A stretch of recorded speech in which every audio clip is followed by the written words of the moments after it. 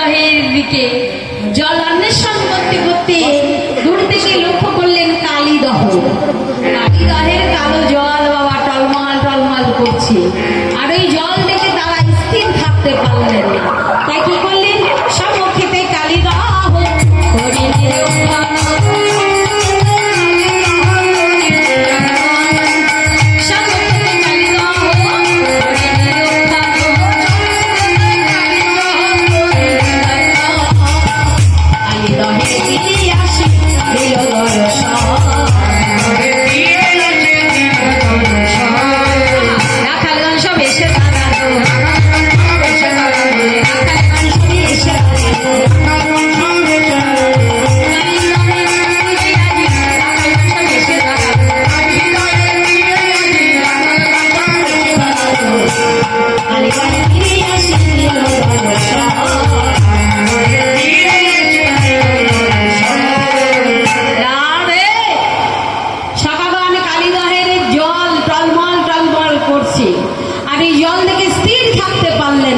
কি করলেন, কেউ বা জলের মধ্যে সরাসরি নেমে পড়লেন, কেউ বা জলে নামার আগে এক অঞ্জলি জল পান করে ফেলেছে, কেউ বা পান করতে যাবে।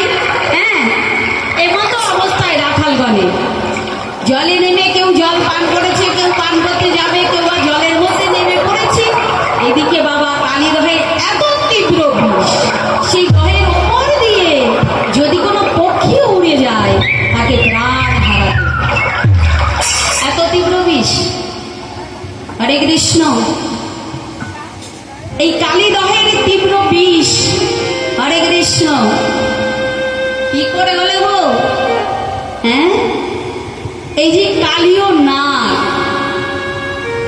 আর গরু, এরা হলো দুই মায়ের দুই সন্তান, কিন্তু পিতা একজন। হরে কৃষ্ণ। তা ভাগ বাটা করতে গেলে বাবা এখানে তো হিংসা এসেই যায়, তাই না? হিংসা এসে যায় না?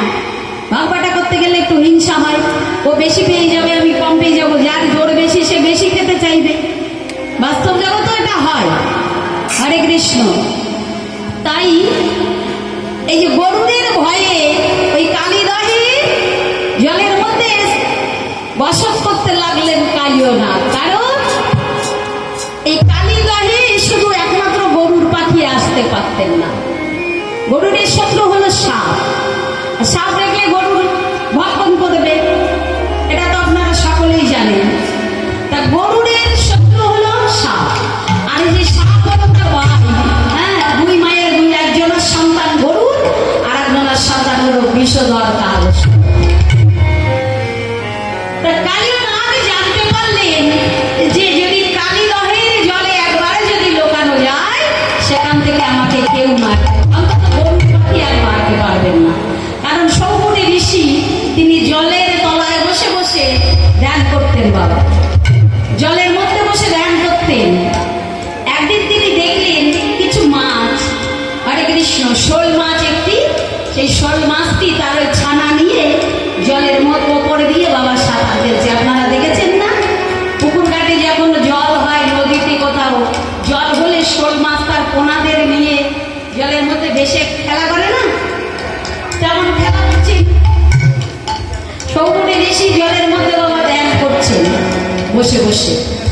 এইদিকে গরুর, হরে কৃষ্ণ, গরুর পাখি ওই পথ দিয়ে যাচ্ছেন, আর দেখলেন ওই শোল মাছ তার পোনাদের নিয়ে খেলা করছে জলের ওপরে। গরুর দেখে আর সইতে পারলেন না, ওই মাছটাকে, যে মাঝে সেই মাকে ছো মেরে তুলে নিয়েছে। বাবা, বাস্তব জগতে যদি কোনো সন্তানের মাতা না থাকে, পিতা না থাকে, তাদের অবস্থা কেমন হয়? সমাজ তাকে মেনে নেয় গো, কেউ মানতে চায় না।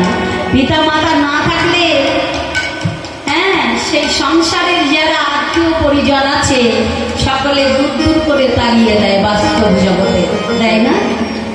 তাদের বাঁচাটা খুবই কষ্ট।